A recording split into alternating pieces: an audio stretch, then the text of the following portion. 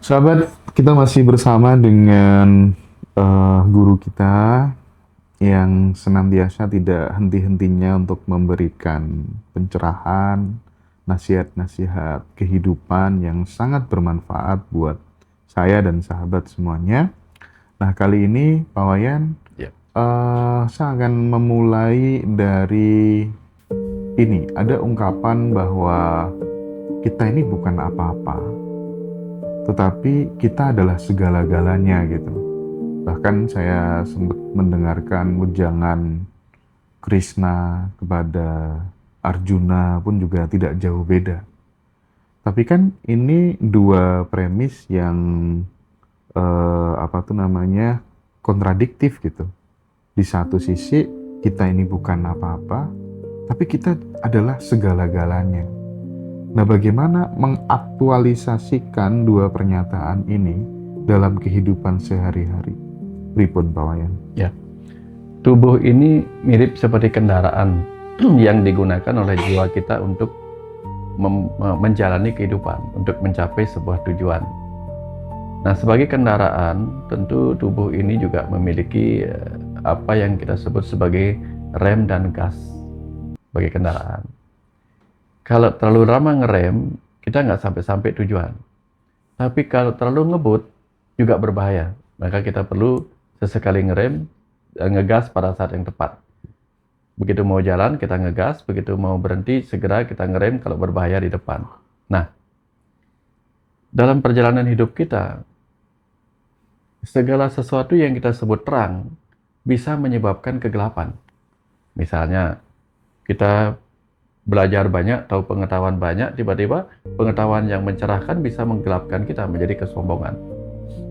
Nah, begitu kita berpotensi bergerak ke arah kesombongan, bukannya tercerahkan. Nah, disinilah, begitu pencerahan itu menggiring kita kepada kesombongan, remnya di situ. Aku bukan apa-apa, aku bukan siapa-siapa. Oh, Remnya di situ. iya. Tapi begitu kita merasa, aduh, hidup ini benar-benar penuh penderitaan, menyakitkan, aku nggak bisa ngapa-ngapain lagi. Nah, di situ kemudian gasnya berupa apa? Kamu segala-galanya, kamu ciptaan yang mengagumkan. Nah, itu motivasinya. Ya, itu kira-kira seperti itu, Mas Hendra. Tapi kalau salah menggunakan itu berbahaya. Misalnya sudah punya banyak jabatan, dapat gaji besar, tiba-tiba yang muncul, ini belum apa-apa. Nah, mulai kerakusan yang muncul. Iya. Kerakusan. Tapi kan di statement yang terakhir tadi bahwa kita adalah segala-galanya, itu kan sebenarnya memang kita ini adalah perwujudan dari semesta yang tanpa batas, yang sedang ingin mengalami menjadi tubuh manusia. Benar. Karena pengen dapat pengalaman-pengalaman itu tadi gitu ya. Iya, benar. Nah, saat kemudian kita sudah memiliki kesadaran yang meluas seperti itu, apa yang terjadi dalam hidup ini, Pak? Biasanya ketika kita sudah mengalami perluasan kesadaran, kita tuh seperti melihat diri kita itu kadang lucu, Mas Hendra, kadang lucu. Lucu tentang dulu kita mengejar ini, mengejar itu. Iya. Kita lucu karena apa? Suatu ketika tiba saatnya kita ada dalam kesadaran itu, kita ini pemilik semua yang kita kejar.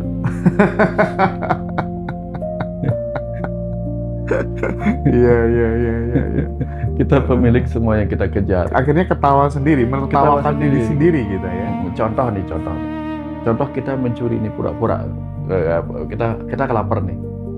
Tiba-tiba kita mencuri, sembunyi-sembunyi mencuri jambu misalnya. Lalu biar nggak ketahuan kita makan jambunya. Lama-lama kita sadar bahwa, lah, ini kan aku lagi di rumah. Yang ku makan jambu yang ku tanam sendiri. Nah, tiba-tiba kan kita lucu, ngapain tadi kita ngendap-ngendap gitu kan. Nah, sama. Ketika kita mencoba rakus mengejar ini, mengejar itu, tetapi setelah kita sadar, kita tahu yang kita kejar itu milik kita. Ketika kita menjadi bagian dari keesaan itu. Nah, ini kan punya aku semua. Gitu. Ini sama juga dengan kita pergi ke sebuah ruangan. Wah, ini baju baru. Wah, ini baju baru, semua baju baru. Seakan-akan kita bisa pingin membeli semua baju yang ada di supermarket. Ternyata supermarketnya punya kita. Kan, ngapain juga saya begitu ya kayak greget gitu, merasa pingin ini, pingin itu. Sementara semua yang kita inginkan adalah milik kita juga. Yang belum tentu kita butuhkan.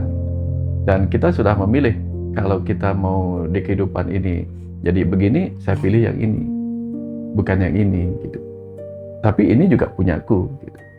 Ya, kita punya mobil, punya motor.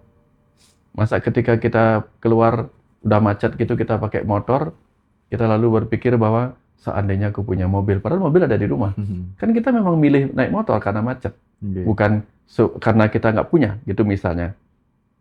Nah, dalam hidup ini kan ketika jadi Mas Hendra, yang Mas Hendra butuhkan adalah sebagai jiwa, ya kemampuan ini, kemampuan itu, bukan kemampuan orang lain. Sama, saya sukanya di sini gitu. Sukanya memang membaur. Jadi kalau saya disuruh menjadi pendeta misalnya, nggak sanggup saya. Karena passion saya bukan di situ. Dan Pak Wayan penganut kesadaran bahwa manusia pada. Manusia pada. Manusia pada. Jadi saya memang mengingatkan diri saya untuk di puncak kesadaran yang ingin saya capai adalah ketika saya bisa melihat semua sama. Manusia pada. Bahwa di dalam diri setiap orang itu ada sesuatu yang sama. Karena saya membaca Bhagavad Gita di usia 10 tahun, sangat terinspirasi oleh sebuah kalimat di Bhagavad Gita. Ia yang melihat aku yang sama pada makhluk-makhluk berbeda, pada manusia-manusia berbeda, sesungguhnya ia adalah yang tercerahkan. Nah, itu yang saya sangat ingin capai dari kecil, Mas Hendra. Nah, sehingga saya terus berusaha untuk berproses ke arah itu gitu. Sampai di situ kemudian saya akan bisa mengerti, oh ini maksud pesan itu. Oh, seperti ini rasanya melihat dia yang sama di mana-mana. Gitu. Ya, mudah-mudahan sampai di situ. Pak Wayan selalu mengingatkan dan ngerem gitu ya.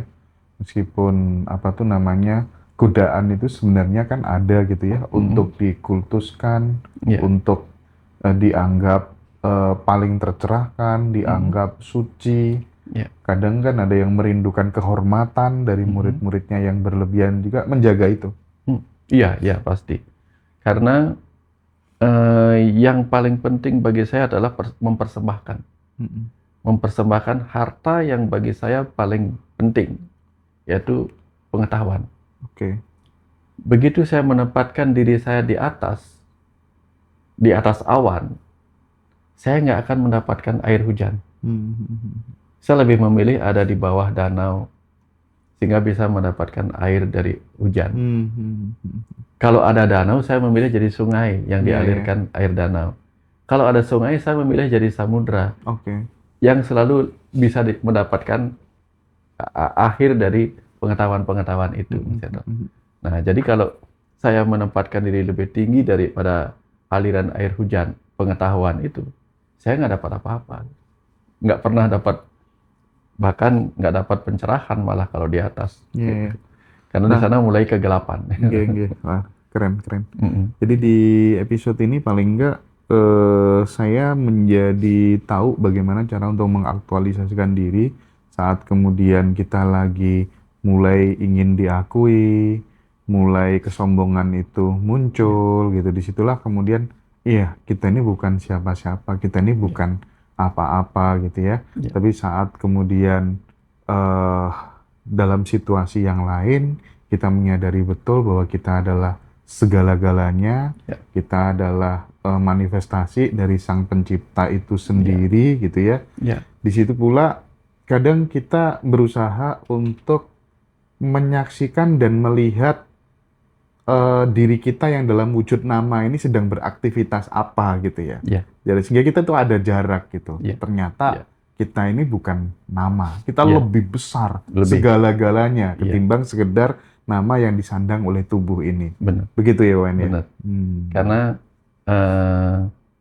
ketika kita ada dalam kondisi putus asa, maka putusnya kita hilangkan, sehingga kita masih punya asa. Kayak tadi itu, Jangan katakan ketika kita putus asa, jangan berkata aku bukan apa-apa, aku bukan siapa-siapa, tapi katakan aku segalanya. Putusnya dihilangkan, sehingga tinggal asa. Tapi ketika kita sudah mencapai banyak hal, asanya dihilangkan. Kita bersifat putus. Nah, kalau di Bali, orang suci itu disebutnya meraga putus. Putus dari kemelekatan akan harta, tahta, dan cinta Oke. dari semua itu, Mas Seto. Nah, itu yang kita lakukan. Nah, karena semua yang tadi itu, identitas, nama, itu hanya belenggu-belenggu yang membuat kita kehilangan ruang untuk meluas kembali gitu. Oke, baik, Kira-kira baik. seperti itu.